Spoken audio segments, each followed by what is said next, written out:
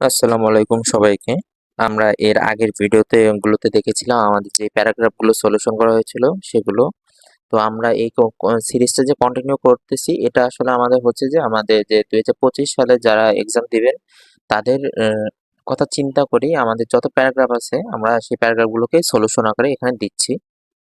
আশা করি আপনাদের এই প্যারাগ্রাফগুলো খুবই উপকারে আসতেছে।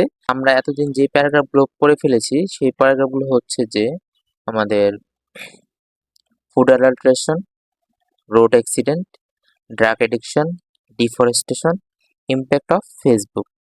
আজকে আমরা পড়ব city life and rural life, climate change অথবা গ্লোবাল ওয়ার্মিং। আসলে এই ক্লাইমেট চেঞ্জ অথবা গ্লোবাল ওয়ার্মিং এই দুইটা প্যারাগ্রাফ কিন্তু আলাদা। অনেকে আমরা সেম করে ফেলি। আমিও এখানে সেম করেই হয়তোবা আলাদাভাবে পড়তে বলেছি। কিন্তু আমরা আসলে দুইটাকে ডিফারেন্স ভাবে আমরা পড়ার চেষ্টা করব। এই যত আমরা এখন পর্যন্ত এই ৫ টা যে প্যারাগ্রাফ শেষ করেছি এই সকল প্যারাগ্রাফের ভিডিও লিংক আমি ডেসক্রিপশনে দিয়ে দেব। আপনারা দয়া করে এই প্যারাগ্রাফগুলো সেখান থেকে পড়ে নিতে পারবেন। তো চলুন আজকে আমরা যে প্যারাগ্রাফ ৩টা পড়বো সেই প্যারাগ্রাফ ৩টা আমরা তাহলে পড়া শুরু করে দিই। আজকে আমাদের প্যারাগ্রাফ পড়তে হবে city life and rural life, climate change and global warming. প্রথমে আমরা যাচ্ছি সিটি লাইফ এবং রুরাল লাইফ। আসলে সিটি লাইফ এবং রুরাল লাইফ বিষয়টা কি? এটা হচ্ছে আমাদের যে শহুরে জীবন এবং গ্রামীণ জীবন রয়েছে তাদেরই বিষয়ে আমাদেরকে এই প্যারাগ্রাফটা লিখতে হবে। City life and rural life are two very different way of living, each with its own benefits and challenges. শহর জীবন এবং গ্রামীণ জীবন যাপনের জন্য দুটি ভিন্ন উপায়, প্রতিটিরই নিজস্ব সুবিধা এবং চ্যালেঞ্জ রয়েছে। ইন দ্য সিটি, শহরের মধ্যে life is fast paced and busy. জীবনটা কি হয়ে থাকে আমাদের দ্রুত গতিতে থাকে এবং ব্যস্ততার মধ্যে থাকে। People have easy access to modern facilities like school, hospital, shops and entertainment.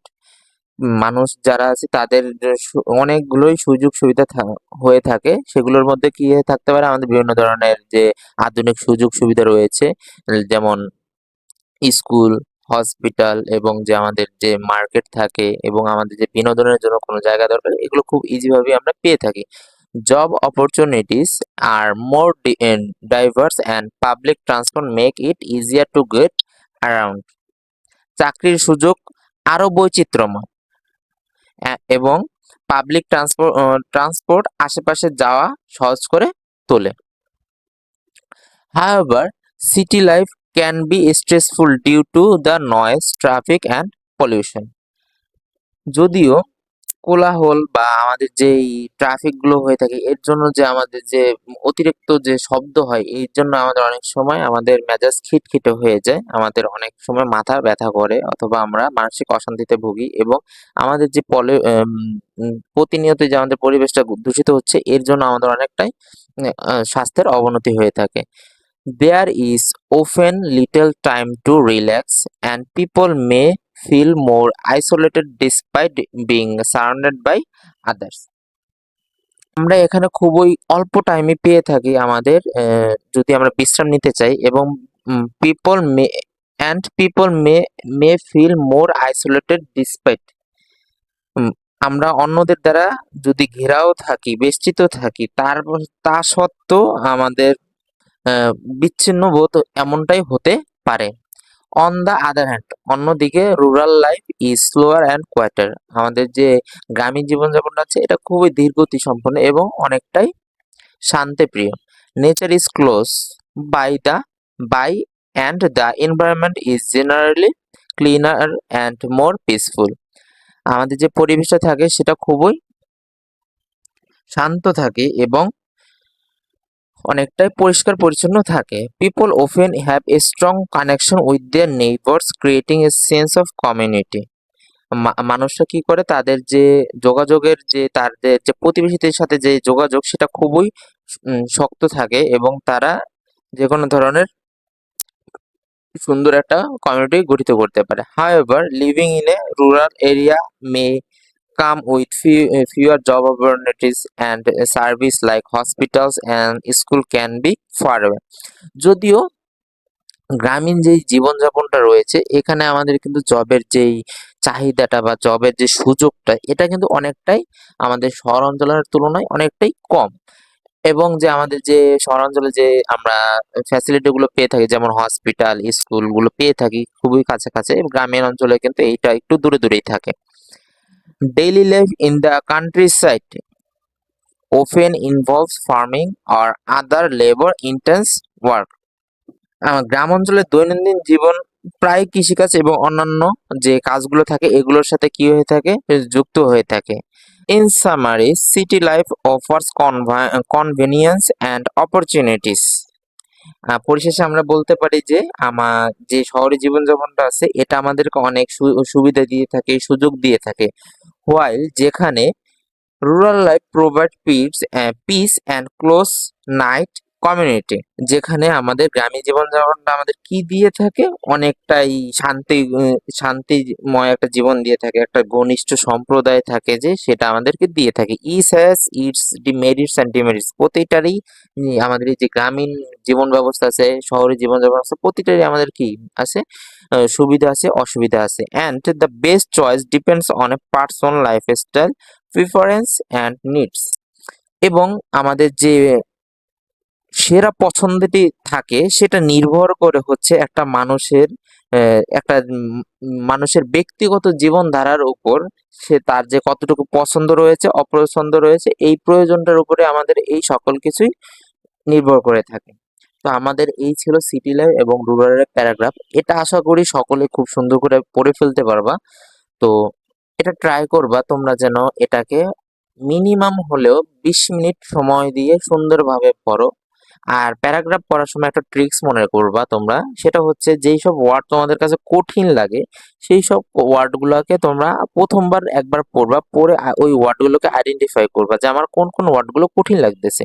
সেই ওয়ার্ডগুলোকে আইডেন্টিফাই করার পর একটা খাতার ভিতর লিখে সেই ওয়ার্ডগুলোর বাংলা, তোমাদের এখন অনেকেই ফোন ইউজ করতেছি, অনেকের বাসায় ডিকশনারি আছে, সো সেখান থেকে সার্চ দিয়ে বাস ওই ওয়ার্ডগুলোর বাংলা লিখে রাখবা। তাহলে দেখবা যে তুমি যখন সেকেন্ড বার এই প্যারাগ্রাফ গুলো পড়তেছো তোমার কাছে খুব ইজি লাগতেছে, তুমি বুঝতে পারবা যে না আমার কাছে এই প্যারাগ্রাফ গুলো খুবই ইজি। তুমি যদি এই প্যারাগ্রাফটা সম্পূর্ণ সুন্দরভাবে লিখতে পারো আশা করি তোমরা পরীক্ষার ভিতরে 15-র ভিতর না হলেও 12 থেকে 13 পাবে। তাহলে চলো এখন শুরু করা যাক ক্লাইমেট চেঞ্জ। ক্লাইমেট চেঞ্জ আসলে কি? এটা হচ্ছে আমাদের জলবায়ু পরিবর্তন। Climate change is a major issue caused mainly by human activities. জলবায়ু পরিবর্তনটা মূলত মানুষের যে কাজকর্ম হয়ে থাকে তার মাধ্যমেই এটা এখন আমাদের প্রধান সমস্যা হয়ে দাঁড়িয়েছে। The burning of fossil fuels like oil and natural gas releases greenhouse gases. যে আমাদের যে জীবাশ্ম জ্বালানি থাকে যেমন কি কয়লা, তেল, আমাদের যে প্রাকৃতিক গ্যাস থাকে এগুলো আমরা যখন রিলিজ করে থাকি, উন্মুক্ত করে থাকি তখন আমাদের কি হয়ে থাকে? গ্রিন হাউস গ্যাস উৎপন্ন হয়ে থাকে।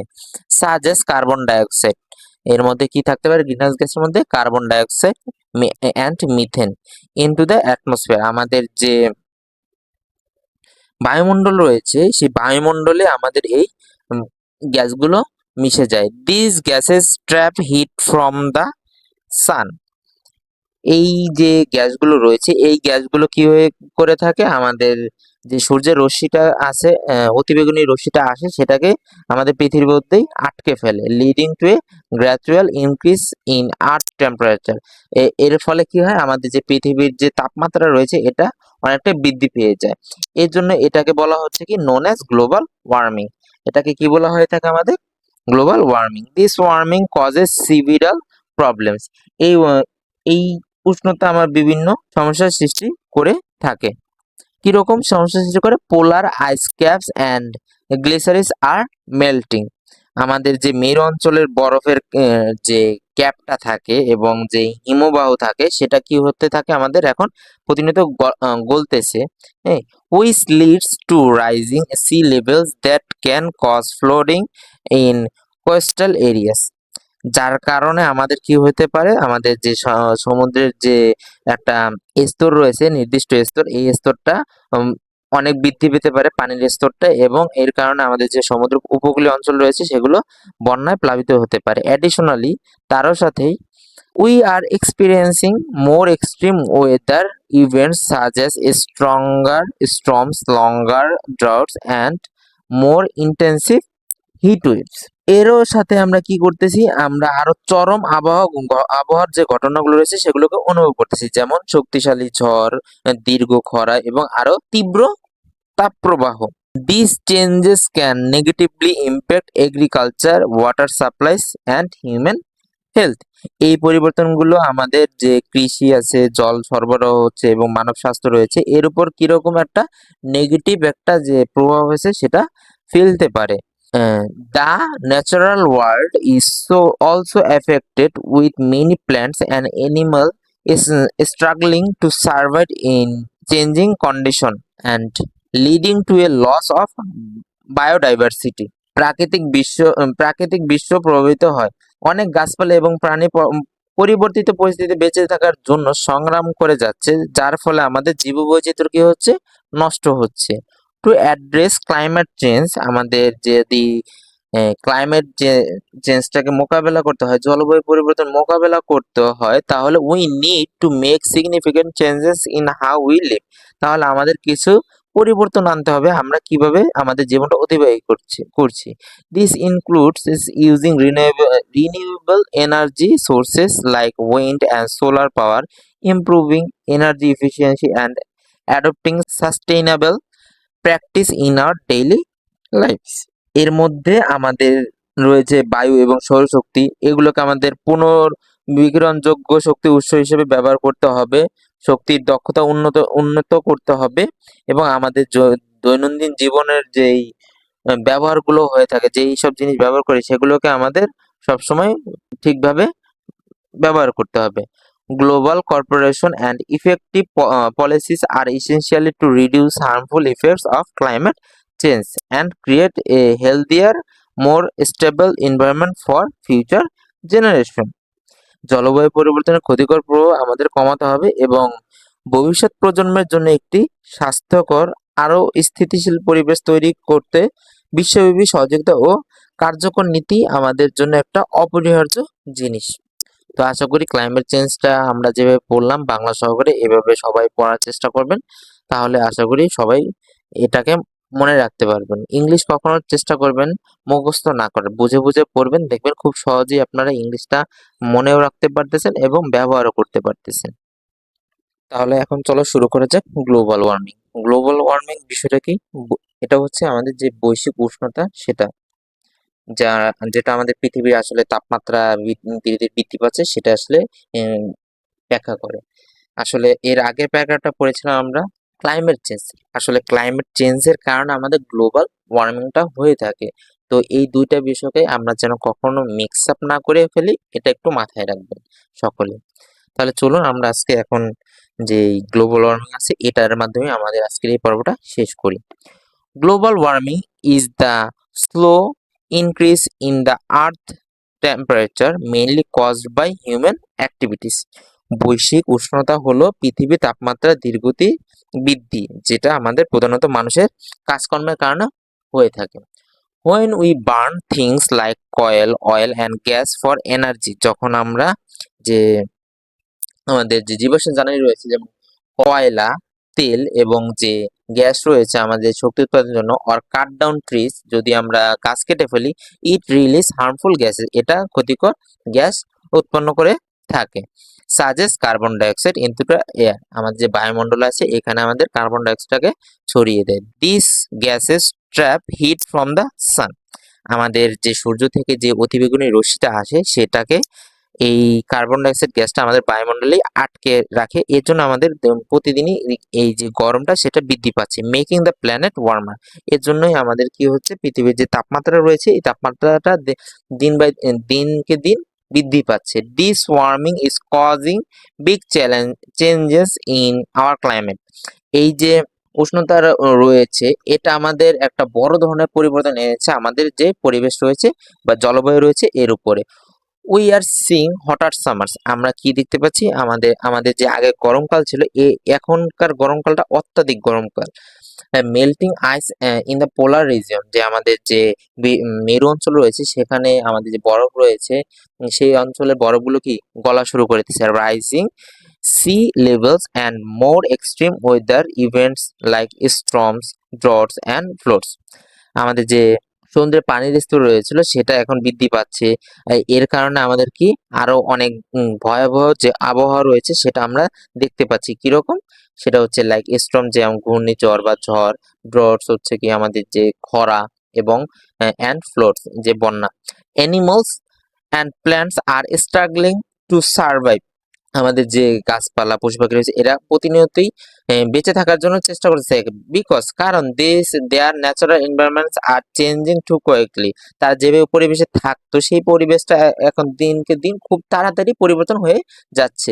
This also effects humans. এটা এই সকল পরিবর্তন আসলে আমাদের যে মানুষ রয়েছি আমরা আমাদের উপরে অনেকটাই বড় প্রভাব ফেলছে। As rising temperature can lead to food and water shortage and increase the risk of health problems such as heat stroke. এই যে প্রভাবগুলো রয়েছে এর জন্য আমাদের কি হতে পারে, আমাদের শরীরে তাপমাত্রা বেড়ে যেতে পারে। এজন্য আমরা অনেক সময় হিট স্ট্রোক করি। আমাদের যে খাদ্য এবং যে পানি রয়েছে এগুলো অনেক সময় আমাদের শর্টেজ দেখা দিবে, এবং আমাদের দিনকে দিন এই যে স্বাস্থ্যের প্রবলেমটা সমস্যাগুলো হচ্ছে এটা বৃদ্ধি পাচ্ছে। Global warming also threatens homes in coastal areas due to rising sea levels.